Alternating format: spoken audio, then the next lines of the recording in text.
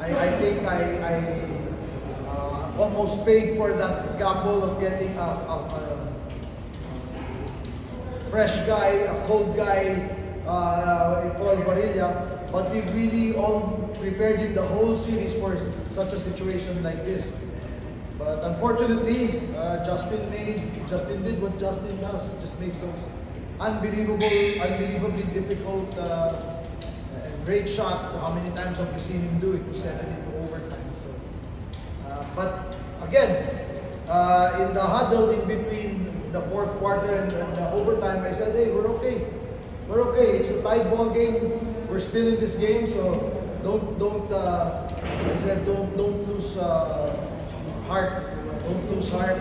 We're right in this ball game. Let's just scratch and go. So that's the only way we were able to survive.